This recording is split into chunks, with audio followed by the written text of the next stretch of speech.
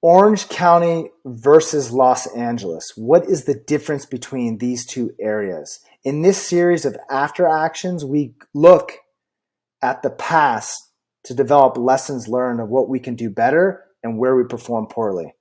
Welcome to the Better Back Podcast with your hosts, Werner and Mario. I'm going to start this one off, Mario. So why did I pick Los Angeles and Orange County? Well, recently, before I came to Wyoming, I spent a month in Los Angeles and I spent a month in Orange County. After the first month was Los Angeles. After that month, you came to visit me, Mario. Mario took the train up from like Camp Pendleton. He walked from downtown LA where the train let out all the way to my former property in Mid-City and then to Century City. And he got a real eye-opener, which he'll share with you. After about a month in Los Angeles, I said, I have to get out of here. Why? Homelessness taking over the city, a huge amount of vacancies in all like Beverly Hills to Santa Monica to Venice. Maybe the place with the least amount of vacancies was Culver City, but that's an anomaly. The city's not enforcing its laws, crime's going up. The creative juice of the city felt like it was falling off after the sickness. So I was like, I got to get out of here. I mean, a bum, I'll give you an example. A bum was yelling at my wife and kids in Malibu. I had other bums as I was driving down the street, walking in the middle of the street, just screaming and yelling. I'm like, this is not a safe place. So I decided to leave. I go down to Orange County. Orange County is a completely different world. It's completely open for business, namely like Dana Point, Laguna Niguel, Laguna Beach. Those like three areas, throughout the sickness, they supported their businesses and kept them open. I saw very little to no vacancies, maybe a few, but not many. Maybe they're just restructuring the business, redoing their construction, revamping it, whatever. But it was like two different worlds. One was like calm, peaceful. The streets didn't have any trash. It was like collected. My mind was at ease. And in LA, my mind was not at ease. It was always on point. Who's going to come in from where? Who's doing what? Why is this trash on the street? Drivers are crazy. Two different worlds. Mario, what are your thoughts from my description of those two different worlds in terms of an after action, looking at both those places? Warner. So there's a leadership structure in LA and there's problems. It's a huge city. And there's a leadership structure in Orange County. And it's a big, massive county with tons of people and similar problems. But there's two different approaches and there's two different outcomes. Like Warner said, I took a train up from Oceanside, California, Camp Pendleton area, all the way up to Mid-City.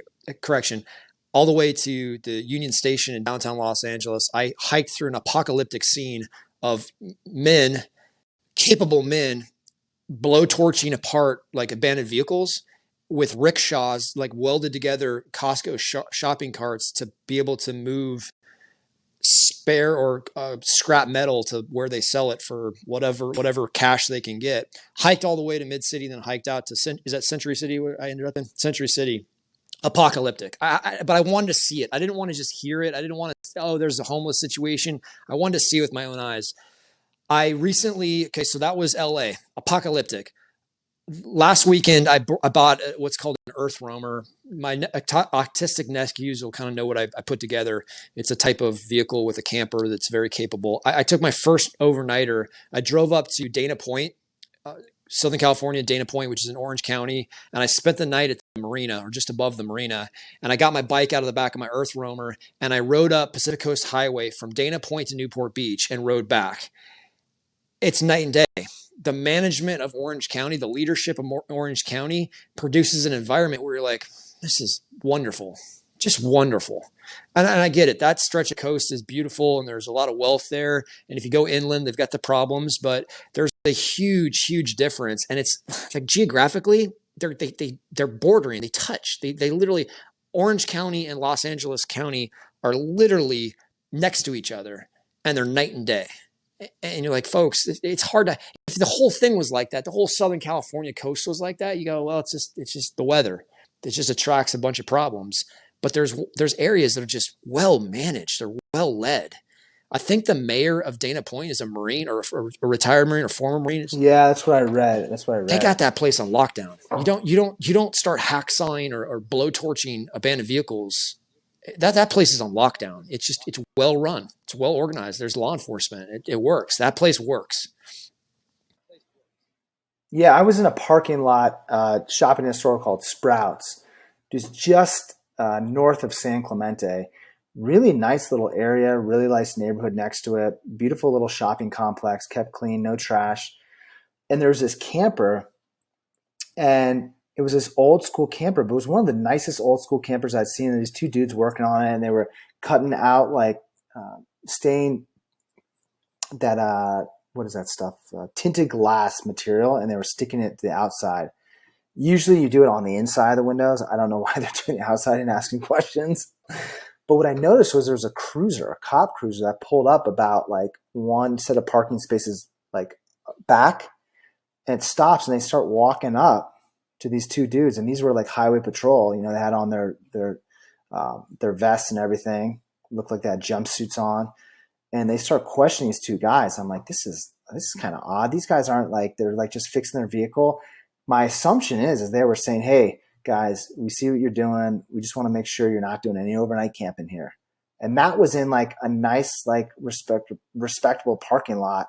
I was like, wow, these guys they've done their after action. This whole series, After Action, is all about looking at the past, seeing what went wrong, figuring out what actions were ineffective, take different actions to create effective actions. That's what this whole series is about. They've done their after action on Los Angeles and said, we're not going to allow what happened in Los Angeles to happen here, because they know that if people start leaving, their revenue is going to go down. If crime starts going up, their job's going to get a little bit crazier. It's going to be more dangerous. They understand this from their after action report of Los Angeles. And that's why we're discussing these two areas, because we want you to start thinking about, as you're in business, we don't want you to start going like la-di-da-di through your day. We want you to start noticing different trends between different areas, different trends between different business cycles, just trends on everything you do, different trends between different stores. This car wash is one better than this car wash. That's the whole point of this series, to make you a better businessman or woman or investor, because you're seeing what's working and what's not working, and you're throwing out the ineffective actions and you're taking effective actions. Any other thoughts, Mario, on that? I've only been to LA maybe a dozen times, maybe 10, 12 times. So I walked the path that Warner told me to get to Mid City and then to Century City, spent the night, had dinner, had a wonderful time in LA. And then Warner, we're morning guys. We got up stupid early. Lydia, or the Purple Merchant, and the boys were still asleep. We went to breakfast together, and we took a route to breakfast to get back to like Union Station through Silver Lake. It was Brentwood. Sunset. Yeah, it was Beverly Well, we went Hills up for. into Beverly Hills, Brentwood, Sunset to Silver Lake, had a wonderful breakfast, and then he dropped me off at Union Station. That's a different part of LA. You don't see tents in the parks. Those parks that we would go by, these wonderfully landscaped parks surrounded by wonderfully beautiful houses, old 1930s to 50s houses. And you saw those parks and you go, huh, somebody's enforcing code that says you can't just, this isn't a campsite. You can't just throw up a tent. You can't throw up a structure here and start camping. So there is areas of LA. There's still pockets of LA where the police are empowered by the city mayors, or the leadership structure has empowered the law enforcement to say, no, no, no, there's no camp. You can't have a campfire and a camp in this local little park here. This is not, it's for day use only. And they enforce it, and it works. So there's even little parts of LA that are doing a wonderful job leading their little community. Yeah, and some people might say on this podcast, oh, you guys are being elitist, so it's unfair. No, it's not unfair, because here's why. I learned this in this training called Landmark Forum and Landmark Worldwide, which is like an educational training, like self-development. And what they taught me is that without integrity, nothing works. And these guys, they work with SEALs, they work with special forces, they work with top athletes, top organizations, Oracle, all of them. They've worked with Apple, a bunch of them. And what they know through their research is that integrity is the linchpin of everything. And what is integrity? It's agreements. When people move to Beverly Hills or they move to LA and they invest in a house or they invest in a business, they have an agreement with the government, which is written in laws, which says there's laws on the books in LA which say you are not allowed to do overnight camping.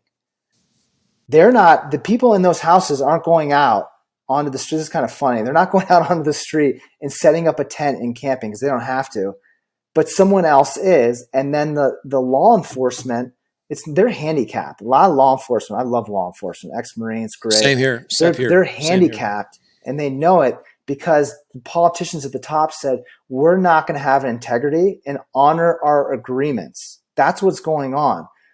So that's, this in this series, After Action, we're going to look at like what worked and what didn't work, and what doesn't work a lot of time has to do with agreements that are broken. Not all the time, but a lot of times like you didn't honor your word.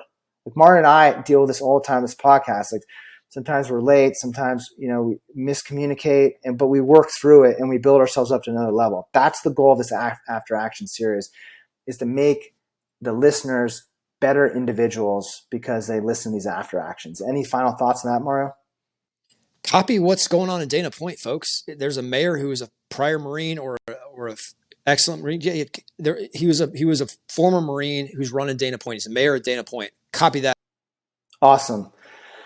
Great talk, Mario. Thank you guys for taking your time to listen to this podcast. We ask that you subscribe to the channel, like and comment so it gets out to the world. And we look forward to connecting with you in the future. Thank you so much for your time.